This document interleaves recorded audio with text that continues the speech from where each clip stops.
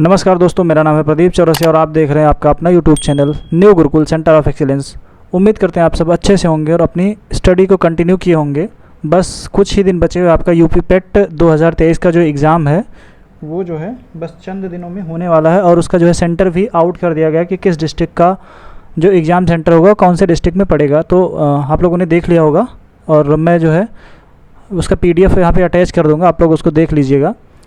तो चलिए अभी हम लोग जो है एनर्जी सेक्टर की बात कर रहे थे कि यूपी में जो है एनर्जी में जो है कहाँ पे है, उसकी स्थिति क्या है। तो हमने जो है इसके पहले राज्य सरकार और केंद्र सरकार या फिर दोनों का जो कंबाइंड प्रोजेक्ट था उसके बारे में बात किया था और इस वाले में हम आज बात करेंगे इस वीडियो में जो थर्मल इलेक्ट्रिसिटी है प्राइवेट सेक्टर के रूप में, वो क्या है, कैसी है। तो देखिए यहाँ पे कह रहा है रोजा ताप विद्युत परियोजना, ये रिलायंस ग्रुप के द्वारा जो है 1200 मेगावाट की परियोजना है। इसका नाम है रोजा ताप विद्युत परियोजना। ये कह रहा है कहाँ पे स्थापित है, तो आपका ये जो होगा ये पड़ेगा शाहजहाँपुर में। कहाँ पे? शाहजहाँपुर में। आप लोग कमेंट करके बताइएगा कि जो शाहजहाँपुर है वो उत्तर प्रदेश के किस मंडल में आता है। ये शाहजहाँपुर जो है यूपी के किस मंडल के अंतर्गत आता है, आप लोग कमेंट करके ज़रूर बताइएगा। नेक्स्ट है 12 संगम ताप विद्युत परियोजना। ये जो है टाटा ग्रुप के द्वारा संचालित है और ये जो है इसकी जो क्षमता है, परिचालन क्षमता, ये 1980 मेगावाट। तो ये जो है कहाँ पे स्थापित किया जा रहा है, तो इसका जो स्थापित ज़िला है ये होगा आपका प्रयागराज। ये जो है प्रयागराज में स्थापित किया गया है। ये इसका नाम है 12 ताप विद्युत परियोजना। ये जो है टाटा ग्रुप के द्वारा, और जो रोजा ताप विद्युत परियोजना थी ये रिलायंस ग्रुप के द्वारा लगाई गई है। तो जो रोजा ताप है ये शाहजहाँपुर में और जो 12 ताप विद्युत परियोजना ये प्रयागराज में। उसके बाद अगला है ललितपुर ताप विद्युत परियोजना। ये जो है बजाज ग्रुप के द्वारा, ये जो है आपका बजाज ग्रुप के द्वारा लगाया गया है और इसकी भी क्षमता कितनी है, 1980 मेगावाट है और ये आपका ललितपुर ज़िले में लगा है। ये आपका ललितपुर ज़िले में लगा है। इसकी जो परिचालन क्षमता है ये है 1980 मेगावाट। इस वाले की भी 1980 ही मेगावाट है और ये जो है इसका जो है 1200 MW, ठीक है। लेकिन 1200 MW ये तो हो गया आपका। और आप लोग ये जो हमने आपसे जो क्वेश्चन पूछा है कि जो ये शाहजहाँपुर है ये किस मंडल के अंतर्गत आता है, आप लोग कमेंट करके ज़रूर बताइएगा, ये आपके लिए इम्पोर्टेंट क्वेश्चन है। और अगर आपको देखना है कि किस मंडल में कितने ज़िले हैं तो ये आप जो है यूपी स्पेशल का जो प्लेलिस्ट है उसके लिंक हम इसमें ऐड कर देंगे। तो प्लेलिस्ट के लिंक में जो है पहला वीडियो उसी से संबंधित है कि यूपी में किस मंडल में कितने ज़िले आते हैं, सबसे बड़ा मंडल कौन सा है और सबसे छोटा मंडल कौन सा है, वो आप वहाँ पे देख सकते हैं। अब हम जल विद्युत की बात करें, ये तो था थर्मल इलेक्ट्रिसिटी की बात, या फिर कह सकते हैं थर्मल पावर प्लांट। अगर हम हाइड्रो पावर प्लांट की बात करें, हाइड्रो पावर प्लांट, तो जो हाइड्रो पावर प्लांट होता है वो चलता है मेनली वाटर से और वाटर के द्वारा जो है टरबाइन वगैरह रोटेट करवाई जाती है, तो फिर वहाँ पे इलेक्ट्रिसिटी जनरेट की जाती है। तो पहला है रिहंद, ओबरा, माता टीला, शीतला, ऊपरी गंगा नहर, पूर्वी यमुना नहर व खारा आदि राज्य सरकार की कौन सी परियोजनाएं हैं। तो ये जो है आपकी जल विद्युत परियोजनाएं हैं। कैसी परियोजनाएं हैं? ये आपकी हैं जल विद्युत परियोजनाएं।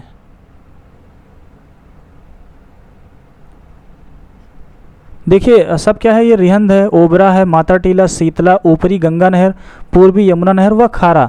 तो ये सब कैसी परियोजनाएं? ये जल विद्युत परियोजनाएं हैं। यहाँ पे यह कह सकते हैं कि जो हाइड्रो पावर प्रोजेक्ट हैं, ये जो है हाइड्रो पावर प्रोजेक्ट्स हैं, ठीक है। इनको जो है बाई वाटर संचालित किया जाता है। राज्य सरकार की सभी 7 जल विद्युत परियोजनाओं को अधिष्ठापित क्षमता कितनी है?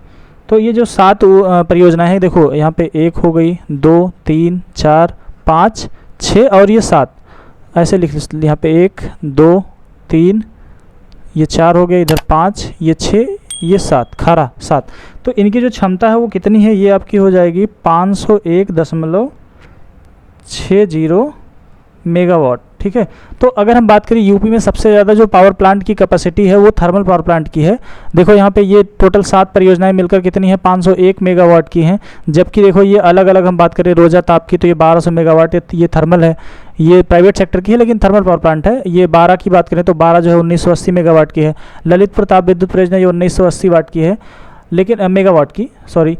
लेकिन यहाँ पे देखो ये 7 परियोजनाएं मिलकर क्या कर रही हैं, 501 मेगावाट ही जनरेट कर रही हैं। तो हम कह सकते हैं कि जो हाइड्रो पावर प्रोजेक्ट हैं वो जो है बहुत कम मात्रा में इलेक्ट्रिसिटी प्रोड्यूस करती हैं। देखो राज्य की सबसे बड़ी 300 मेगावाट रिहंद जल विद्युत परियोजना किस नदी पर है? राज्य की सबसे बड़ी 300 मेगावाट जल विद्युत परियोजना किस नदी पर बनी हुई है? तो ये जो है आपकी रिहंद नदी पर है। कहाँ पे? रिहंद नदी पर। कमेंट करके आप लोग बताइएगा रिहंद नदी पर कौन सा बांध बना हुआ है, उसका नाम क्या है और वो कितनी ऊंचाई पर है। नेक्स्ट है राज्य की दूसरी सबसे बड़ी ओबरा।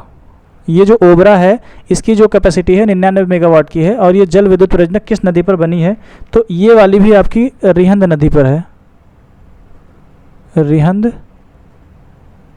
नदी पर। और कहाँ पे है? ये जो है सोनभद्र में है, रिहंद नदी पर सोनभद्र जिले में।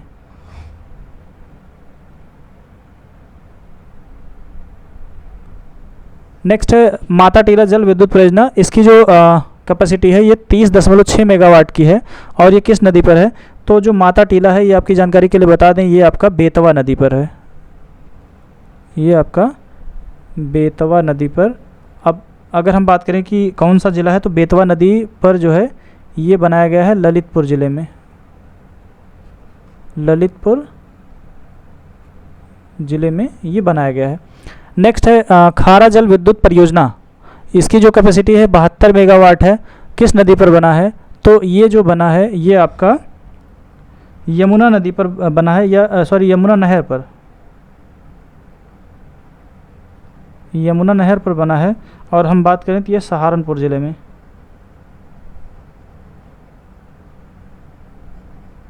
सहारनपुर ज़िले में यमुना नहर पर बनाया गया है। शीतला जल विद्युत परियोजना किस नदी पर स्थित है? तो एक नदी है जिसका नाम है मोठ, मोठ नदी है और ये जो है झांसी में है। कहाँ पर? ये जो है झांसी में है। चलिए आगे देखते हैं। आगे कह रहा है कि सर्वाधिक जल विद्युत उत्पादन केंद्र स्थापित है, कहाँ पर स्थापित है? तो ये जो सर्वाधिक जल विद्युत उत्पादन केंद्र स्थापित है ये ऊपरी गंगा नहर पर है, ऊपरी गंगा नहर पर। भागीरथी व भिलांगना संगम पर उत्तराखंड में स्थापित टिहरी जल विद्युत परियोजना किन किन राज्यों की संयुक्त परियोजना है? तो ये बता दें जो है ये उत्तर प्रदेश और उत्तराखंड और केंद्र सरकार की जो है संयुक्त परियोजना है। ये जो है उत्तर प्रदेश प्लस उत्तराखंड और ये जो है केंद्र की संयुक्त परियोजना है।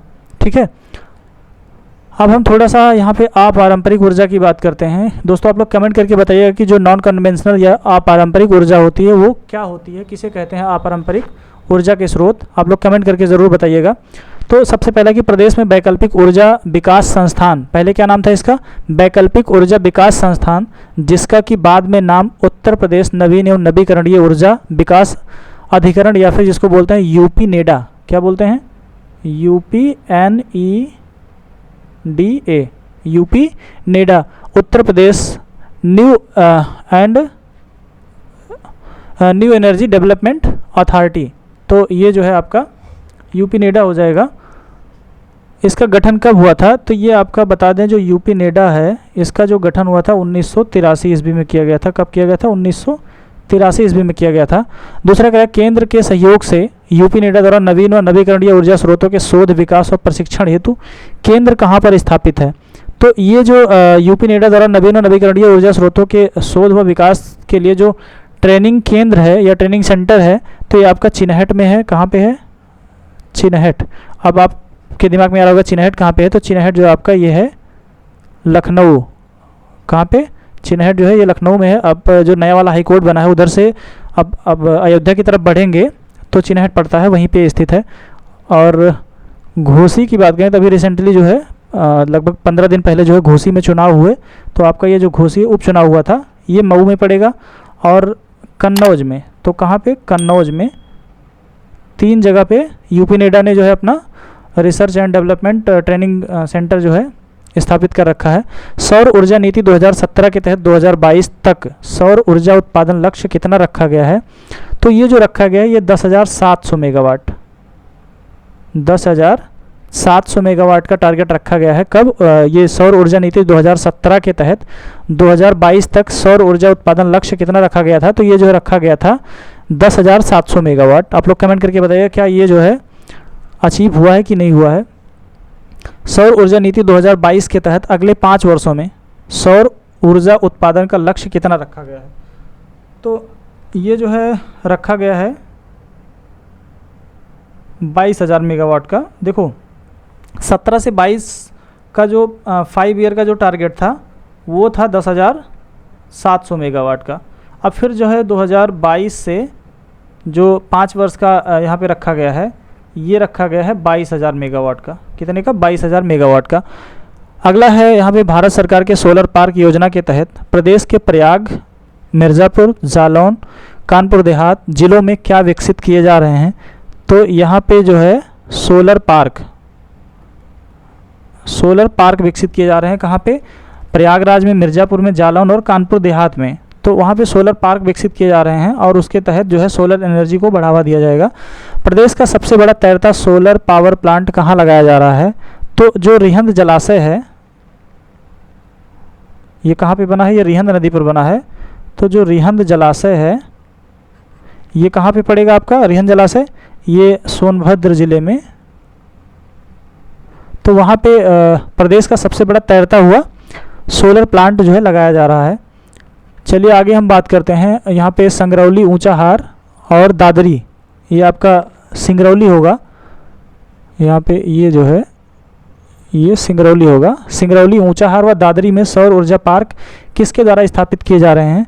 तो ये आपकी जानकारी के लिए बता दें एनटीपीसी के द्वारा। कमेंट करके बताइएगा कि एनटीपीसी का फुल फॉर्म क्या है। मैंने पिछले वीडियो में आपको एनटीपीसी का फुल फॉर्म बताया था, तो आप लोग कमेंट करके बताइए एनटीपीसी का फुल फॉर्म क्या है और इसका इस्टेब्लिशमेंट ईयर कौन सा होगा। तो देखिए कमेंट करके बताइए सिंगरौली, ऊंचाहार और दादरी ये किस जिले में स्थित है? यूपी के किस जिले में स्थित है सिंगरौली, ऊंचाहार और दादरी? नेक्स्ट है सौर ऊर्जा उत्पादित करने वाला राज्य का पहला कलेक्ट्रेट कौन सा है? तो ये हो जाएगा आपका लखनऊ कलेक्ट्रेट। कौन सा? लखनऊ कलेक्ट्रेट। और लखनऊ आपके प्रदेश की राजधानी भी है। लखनऊ कलेक्ट्रेट जो है ये जो है प्रदेश का सबसे पहला कलेक्ट्रेट होगा जिसने जो है सौर ऊर्जा उत्पादित किया है। सौर ऊर्जा से प्रकाशित राज्य का पहला बस स्टेशन कौन सा है? तो ये आपका जो है कैसरबाग बस स्टेशन है जो कि लखनऊ में है। कैसरबाग बस स्टेशन जो है ये आपका लखनऊ में पड़ेगा, लखनऊ में। केंद्र के सहयोग से प्रदेश के आगरा, मुरादाबाद और प्रयागराज को किस रूप में विकसित किया जा रहा है? तो ये सोलर सिटी के रूप में, ये जो है इनको सोलर सिटी बनाया जा रहा है, सोलर सिटी के रूप में। सोलर सिटी के रूप में इनको जो है विकसित किया जा रहा है। और फिर प्रदेश में भूसा से, पराली से, गोबर, गन्ना की जो खोई होती है, जो जैविक कचरे होते हैं आदि जो अपशिष्ट आधारित बायोफ्यूल होता है उसका प्लांट कहाँ लगाया जा रहा है? तो लगभग ये जो है यूपी के सभी जिलों में,